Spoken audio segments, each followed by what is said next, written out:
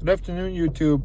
As I was driving through here, this is the southeast quadrant of the city of Calgary, and as you can see, the entire thing is abandoned.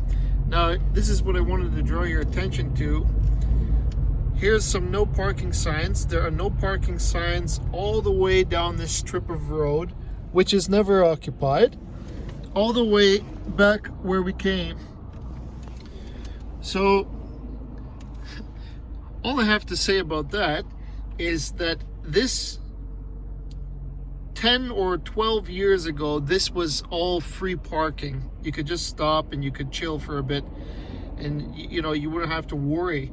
Heck, the people that work for these companies, they would be grateful for the extra parking instead of having to go through the parking lot and like you're limiting customers and whatnot. So what that sign really means is get the hell out of here. It's a metaphor for how NENSHI and this city council has treated the entire business sector of this city, because this area is just one example, but downtown, nothing says get the hell out of here like the downtown parking, unless you're super rich and you have your private garage or you have designated parking or a permit or something like that. But you have to pay out, well, I was going to swear there, but you have to pay a tremendous amount of money to park there for a month, let alone a year. So all I have to say is that this reprehensible nonsense, because like there's no reason for this to be a no parking zone. Like nobody, look here in the mirror.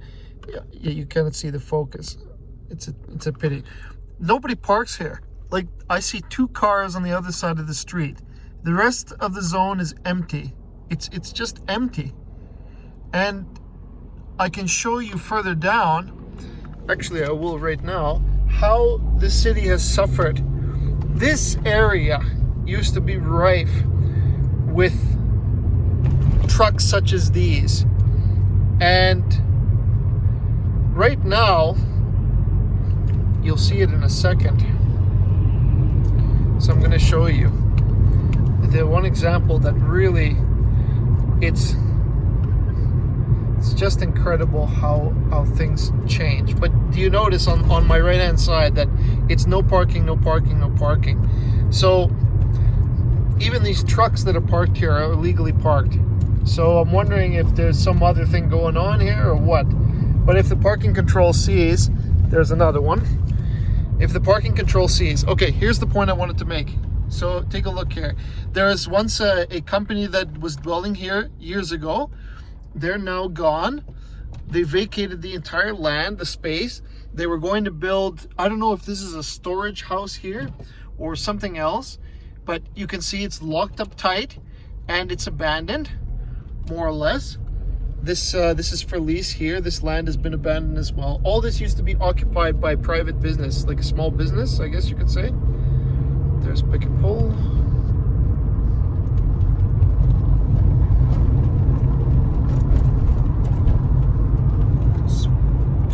Bear with me here for a second. Oh, here on this side. So they've actually put massive containers in the way so that you can't see that the yard is mostly empty. This company here, I'm surprised that they're still here, but they seem to be holding on tight. Okay, here it is. Here's what I wanted to show you. This area here. What they're building on it now that you can see in the distance is a co-op. But I'll just open the window so I can show you. This entire space, let's move this out of the way. This entire space here, this is a massive, massive space. And it used to be occupied by several companies that would use it for trailers, for supplies for building and commercial construction, I think. Metal company. And look at it now. Look at it's abandoned.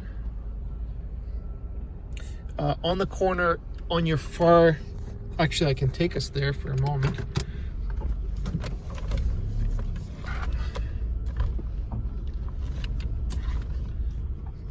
look at this. Look at this. This area used to be rife with business and activity, and now it's quiet.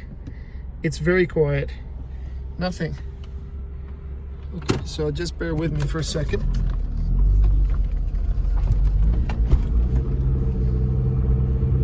Just note it. See how empty? It's empty. This used to be rife with businesses. Several businesses putting their equipment here, heavy equipment. You name it. It was rife with activity and with business. And so here we come to what used to be a car lot for, I think, Chevy or Volvo. Several. There's Cadillac over there. Look at it, empty.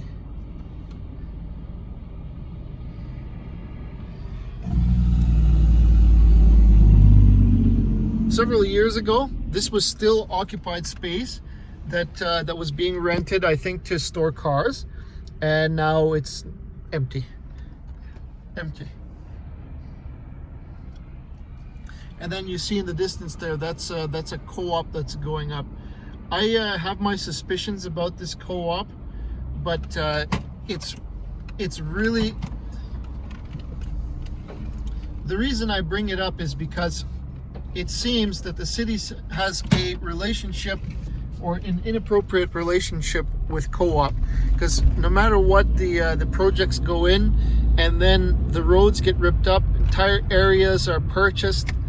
I'm thinking that co-op is something like not an investor, but I'll just quickly show you so that I can get my train of thought here. Look here. To get my train of thought in order, because this used to be all industry, private company, business everywhere in this area, and now it's replaced with this co-op. So one of the main things that one of the points that I want to make is that the business tax and the property tax went sky high under NENSHI and the city council. So what started happening during the 12 years of this mayor is that businesses, the profit margin for business is everything, because that means growth, that means paying more employees, that means economic expansion, that means so many things that helps the business to grow. It's not only about how much the execs can take back at the end of the year. But what happened in this city is that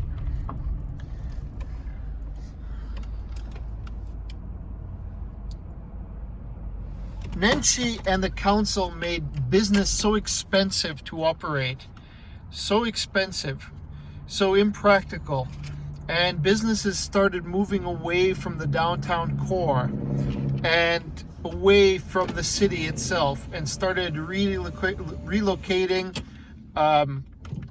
to outside the city limits. For example, if I go a little bit further to Stony Trail, to Glenmore Trail, and I keep heading east, I'll eventually get into the districts of which I'm talking about, which are still outside of city limits. Therefore, they're outside city jurisdiction and city taxes. And that makes it very effective for them to continue practicing business, because the bottom line, I know that people who are anti-capitalist will never understand because they don't want to, but the bottom line is the business can't afford to keep running if its profit margin is being stolen by property taxes, by high taxes, high parking, you could say, because as we all know in business, convenience is everything. If you can't get access to a business, you go somewhere else. You like the logistics of trying to find a company that you want to work with, and then if it's inaccessible, or if you get a parking ticket, or you're blocked from parking, or whatever, so many inconveniences, that does make a difference to your decision. Considering that it takes time to travel, and it takes your time up, and like, to most people, they just don't have the time to spare to go around all these obstacles. The point that I'm making is plain as what I showed you earlier, which started with the parking signs. But the parking signs are a big part of the problem, because they symbolize the city's totalitarian control over who's allowed to park where.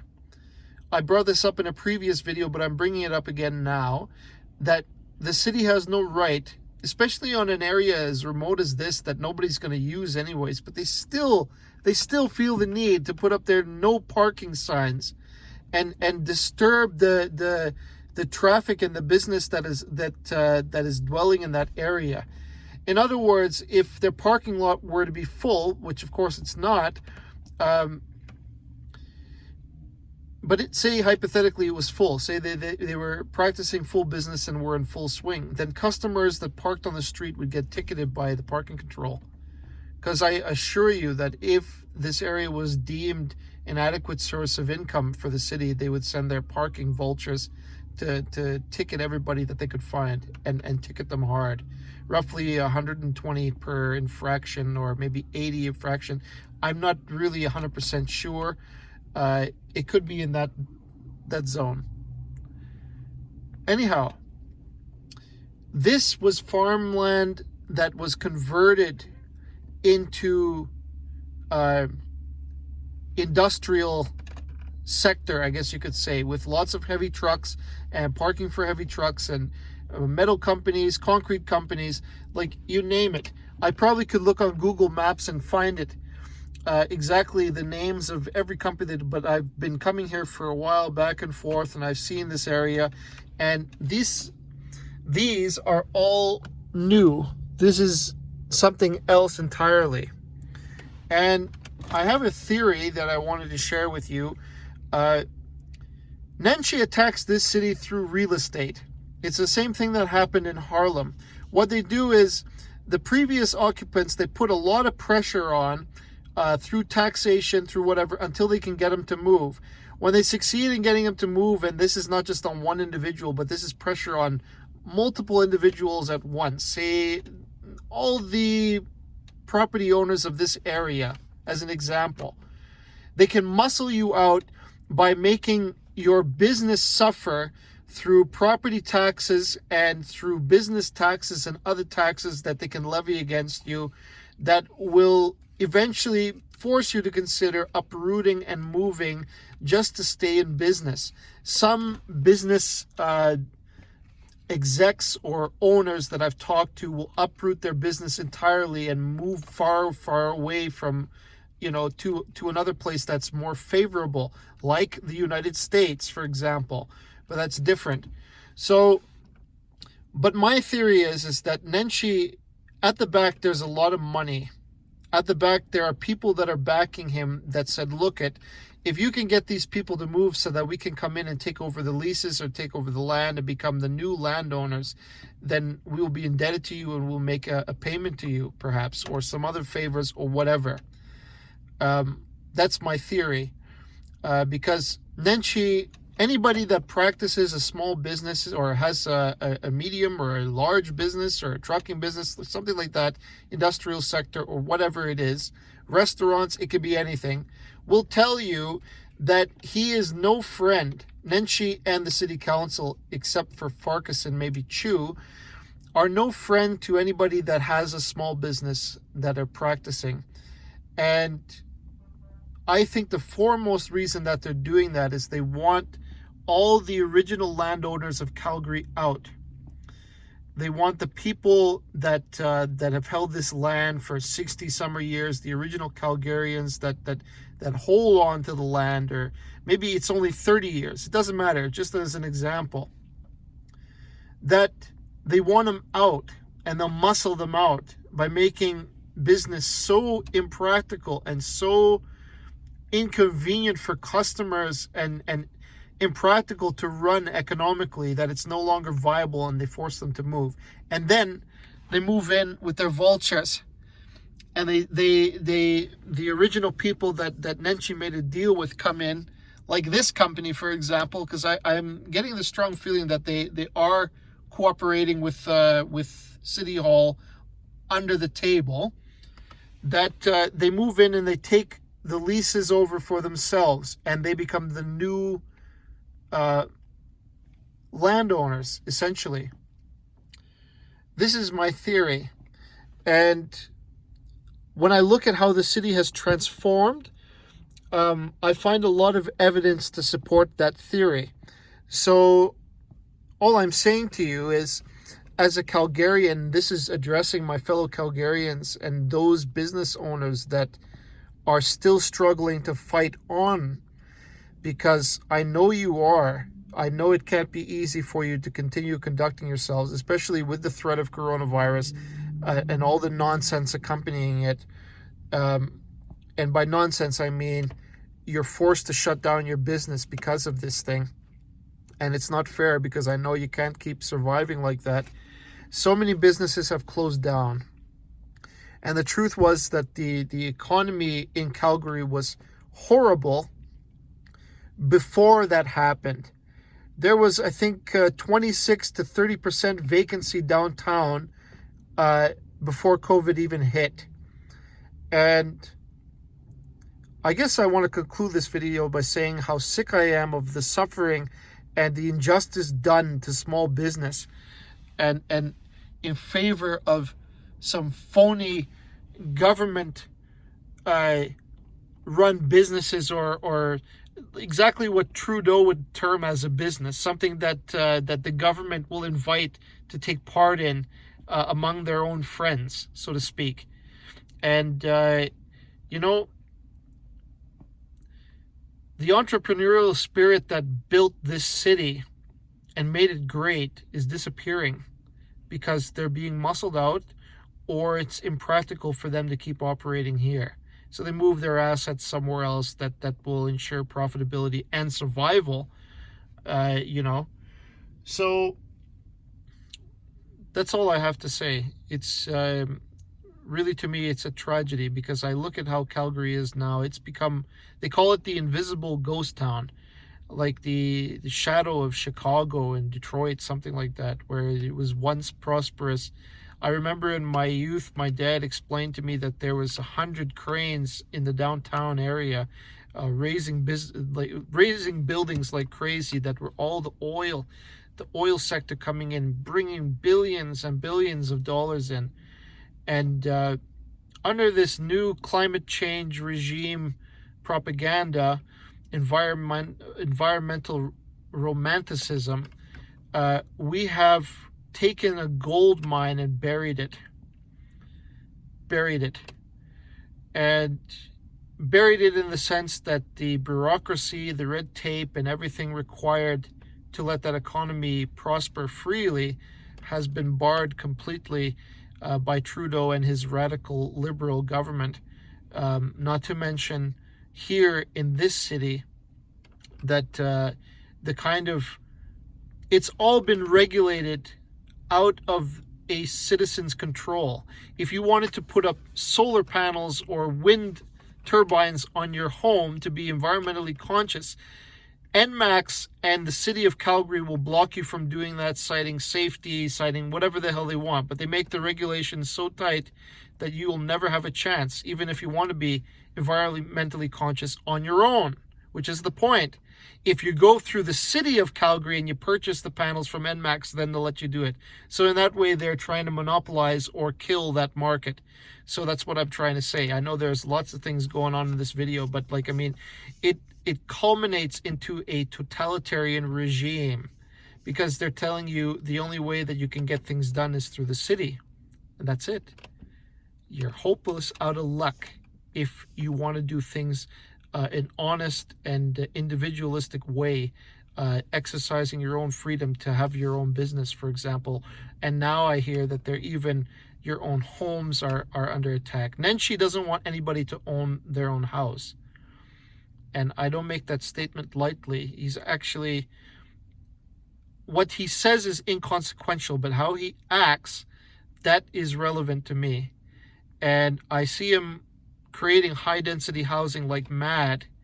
And that's what people, I guess, have to, sometimes you got to do what's there. You know what I mean? Like it's, so even if it's impractical and expensive, that people will still sometimes go for it. Though I don't think it's very successful, because the landowners in this city that already own their homes, they're going to stay put.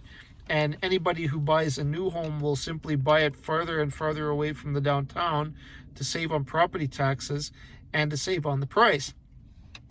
So anyway, we're getting on a tangent. I thank you for watching, and take good care. Bye-bye.